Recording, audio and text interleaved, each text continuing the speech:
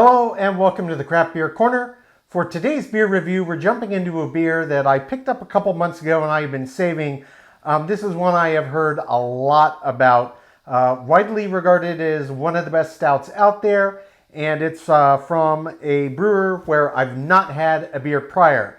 So all the hype surrounding this beer, I have high hopes, and it's always exciting to try a beer from a brewer I've never had anything from prior. This specific beer today is from Pelican Brewing Co. They're based in Tillamook, Oregon, and this beer is called Father of All Tsunamis. It's an Imperial Stout clocking in at 11.2% ABV, and it was aged in rye whiskey barrels. They also do mention right on the label that they clock it at 55 IBUs, so that's a nice tidbit of information to know. So in terms of label art, not too much to talk about. It's got their Pelican logo, very clean design, kind of a coppery foil, but nice looking packaging here. And this is a little over a pint in this bottle, so we won't quite get the whole thing in the glass on the first pour, but pouring this one out, very dark, very thick. It is not seeming to have a problem forming a head here. I'm slowing it down a bit, being a little more gentle. Yeah, the head's gonna have to bloom, do its thing. I can tell you as I'm pouring it here, as you might expect on a big barrel-aged Imperial Stout, yes, there is a massive aroma that is coming off of this beer. It's quite prevalent. So let's take our visual check. Absolutely pitch black as expected. If I move and look kind of on the side of the glass, I can see the effervescence clean coming off. It is very, very tight, super tiny, tiny, tiny bubbles. And this did obviously form a nice, thick, creamy head. And I am sure that that is one of the primary catalysts for that beautiful, beautiful head that it formed. So let's get right up over this for a full sniff. Oh yeah. So you can really smell the whiskey on this. It really comes off. That barrel is quite pronounced. And there's almost this underlying subtle sweetness to it. The malt bill in this, you can smell it, but because of that sweetness coming off of it from this barrel, it does smell a bit like a sweet malt bill. This is not a milk stout. At least it doesn't say it on here. Imperial Stout aged in rye whiskey barrels. That's it. This is the 2021 release, so this is a beer that they release annually. It smells absolutely fantastic. I expect when we actually get into the flavor profile, there's going to be a lot of depth of roast, but on the nose, it does actually impart this sweet, almost candy-like aroma to it. It's very, very nice. Yeah, big, big notes of that barrel and this slight sweetness coming off of that booziness in the barrel mixing. So it smells really nice. It looks really nice. Formed a really nice thick head. Probably going to make a mess of my beard, but we're going to jump right in, see what this one's all about.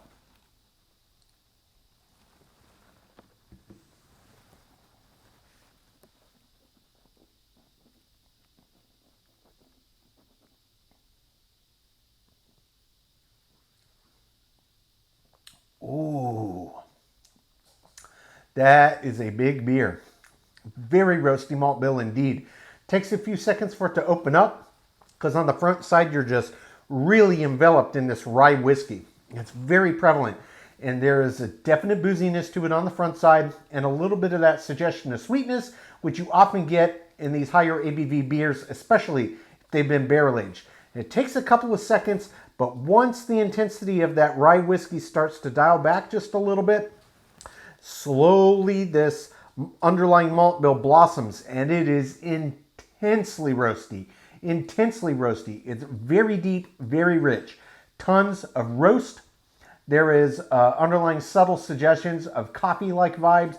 And again, this is one of those where we're talking about French or Italian roast coffee beans. The deeply, deeply roasted bean pulled just before the smoke point. It's got this nice earthy vibe to it. And yeah, 55 IBUs, I believe it. The IBUs don't really make their presence known until the intensity of that barrel up front does start to dial back and then this underlying malt bill starts to grow and blossom open to intensity. It's really big. This is a big, rich beer, packed full of flavor. So I was really paying acute attention to the flavor profile, how it was developing.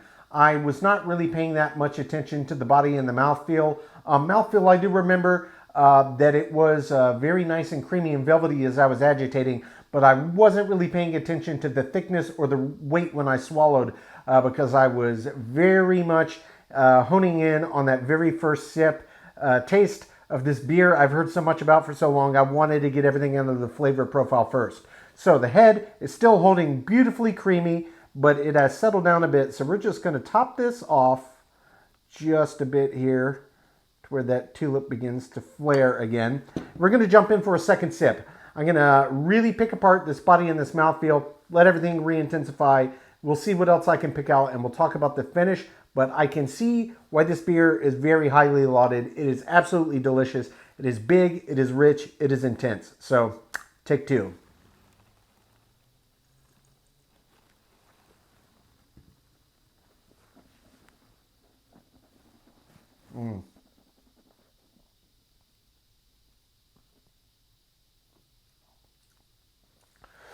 That is a solid medium heavy, very robust medium heavy.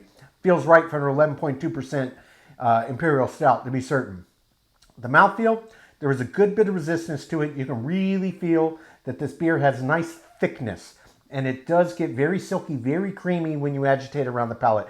So no surprises in the body or the mouthfeel. It feels exactly right. On second sip, that intensification of flavor, it really does coat the palate because it is thicker, but it really does make the flavors pop even further. You get that really big burst of that rye whiskey barrel up front, that slight suggestion of sweetness, that slight hint of booziness, and then that malt bill opens up with even further intensity on the second sip. Just stacking layers of flavor on top of layers of flavor, and it is so rich and intense. There is not anything I would say tastes smoky, nothing like a Rauch beer, but it is a very, very deep level of roast. That's why I'm getting a lot of these French Italian roast coffee bean vibes out of it.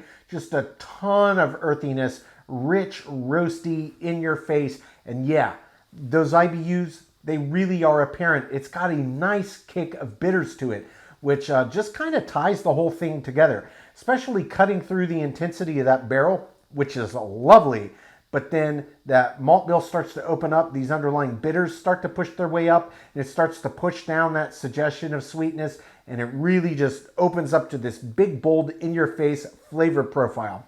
And they're really mingling. All of the flavors are mingling. Where it does settle, though, after the intensity kind of plateaus, it settles very much on this char-like edge with a lot of earthy qualities to that underlying malt bill. And the bitters on this, 55 may not sound like a lot, but in a beer like this, it really does stick on the back of the palate. It lingers, it's pronounced, and it helps to further continue to pop that roast and char from the underlying malt bill. There is still a little residual haunting from the rye whiskey barrel as well, but it's definitely malt bill dominant as the finish continues to progress. In terms of the length of the finish, it's quite long. And really on this, it's driven by the IBUs. It's driven by the bitters, and the bitters that just keep pulling that residual char and earthy underlying roast of the malt bill out. There's still just a little hint of that barrel after we hit about the 1 minute mark, but it's still very pronounced on the bitter edge and that roasty char earthy edge of the malt bill. It's absolutely delicious. This is a big, big intense beer for people that love big, in-your-face, bold, flavorful beers. This is not for the faint of heart. If you don't like those really flavor-forward intensity beers, maybe not for you. But if you like big barrel-aged stouts, absolutely. If you haven't gotten your hands on this yet, I see why people have been talking about it. It is really, really good. This is a very, very well done, very intense, intensely roasted stout malt bill, and I love it. I'm going to take my time, sip on this beer, come up my scores. When we come back, we'll get this one ranked from top to bottom.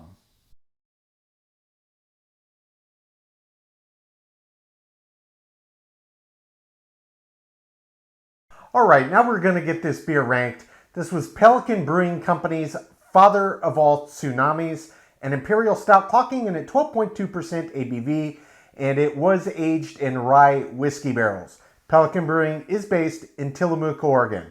So this is one of those beers that had been hyped a fair bit, and I tried my best to get my hands on beers that people are going on about, and oftentimes I really enjoy them and agree with the masses. Sometimes I'm very underwhelmed. This was one of those situations where it absolutely lived up to the hype. And indeed, This is another one of those very, very slim handful of beers I've reviewed to date that did sweep the board and got a perfect score in all categories. So 100, that's the total score. Perfect scores in everything, and it well earned it.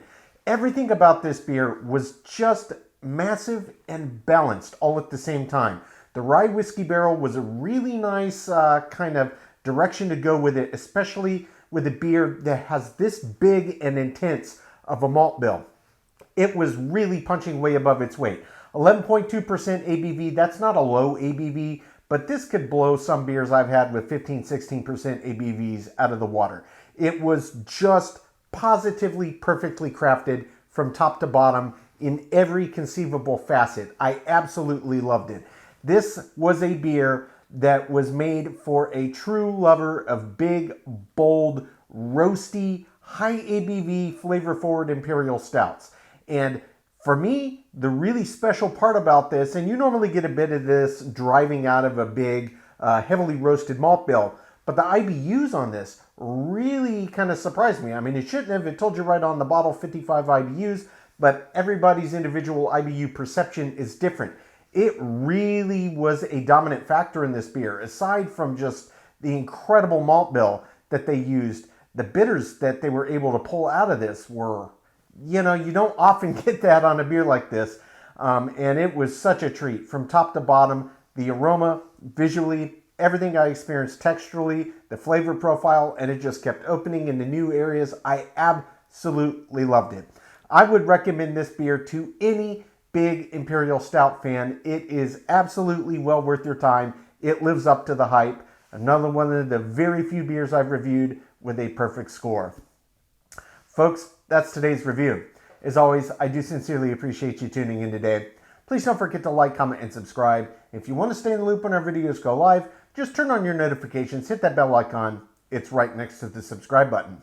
Until next time, keep it beer, keep it craft. We'll see you on the next one. Cheers.